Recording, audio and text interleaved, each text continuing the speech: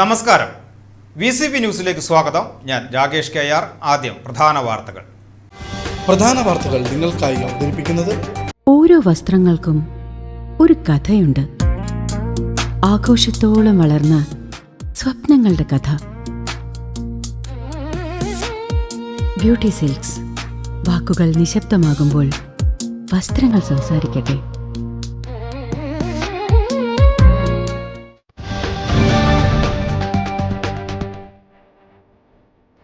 മുണ്ടത്തിക്കോട് വെടിക്കെട്ട് ദുരന്തത്തിന്റെ പശ്ചാത്തലത്തിൽ ഇത്തവണത്തെ തൃശൂർ പൂരം വെടിക്കെട്ടില്ലാതെ നടത്താൻ ദേവസ്വം മന്ത്രി VN വാസവന്റെ നേതൃത്വത്തിൽ ചേർന്ന യോഗത്തിൽ ധാരണയായി.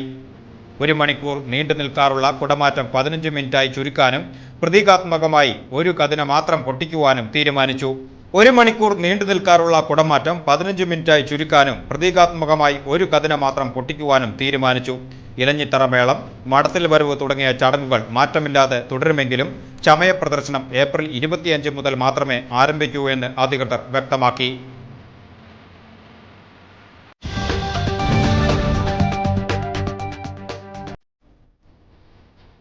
വടക്കാഞ്ചേരി മേഖലയിൽ 2 ഇടങ്ങളിലായുണ്ടായ വാഹനാപകടത്തിൽ 3 പേർക്ക് ഗുരുതര പരിക്ക്.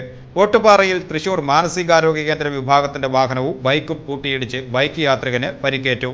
ഒന്നാം കല്ല് ഒലീവ് സ്കൂളിന് സമീപം 2 ബൈക്കുകൾ തമ്മിൽ ഇടിച്ചുണ്ടായ അപകടത്തിൽ യുവാക്കളായ ജിനേഷ്, മിഥുൻ എന്നിവർക്കും പരിക്കേറ്റു. ഓട്ടുപാറയിൽ അപകടത്തെ തുടർന്ന് കാറിന്റെ ടയർ ഊരിത്തെറിക്കുകയും ബൈക്ക് പൂർണ്ണമായി തകരുകയും ചെയ്ത നിലയിലാണ്. പരിക്കേറ്റവരെ നാട്ടുകാരും സന്നദ്ധ പ്രവർത്തകരും ചേർന്ന് വടക്കാഞ്ചേരി ജില്ലാ ആശുപത്രിയിലും തൃശൂരിലെ വിവിധ ആശുപത്രികളിലുമായി പ്രവേശിപ്പിച്ചു.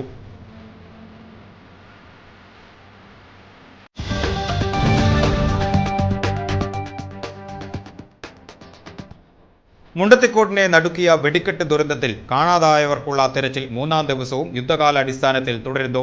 വ്യാഴാഴ്ച നടത്തിയ പരിശോധനയിലും കൂടുതൽ ശരീരഭാഗങ്ങൾ കണ്ടെടുത്തു. ഇവ തിരിച്ചറിയാനായി DNA പരിശോധനാ ഫലത്തിനായി കാത്തിരിക്കുകയാണ് അധികൃതർ. കിണറുകളിലും കുളങ്ങളിലും സ്കൂബ ടീം പരിശോധന നടത്തുന്നതിനൊപ്പം പ്രദേശത്ത് അവശേഷിക്കുന്ന പൊട്ടാത്ത സ്ഫോടക വസ്തുക്കൾ ഫോറൻസിക് വിദഗ്ധരുടെ നേതൃത്വത്തിൽ നിർവീര്യമാക്കി വരികയാണ്.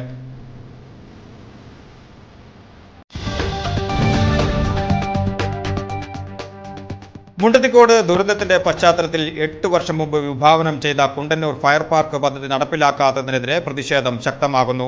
അതീവ സുരക്ഷയോടെ വെടിക്കോപ്പുകൾ നിർമ്മിക്കുവാൻ ലക്ഷ്യമിട്ട് 2016 തയ്യാറാക്കിയ ഈ പദ്ധതി ചുവപ്പ് നാടയിൽ കുരുങ്ങിക്കിടക്കുന്നത് വലിയ വീഴ്ചയാണെന്ന് ആക്ഷേപമുണ്ട്.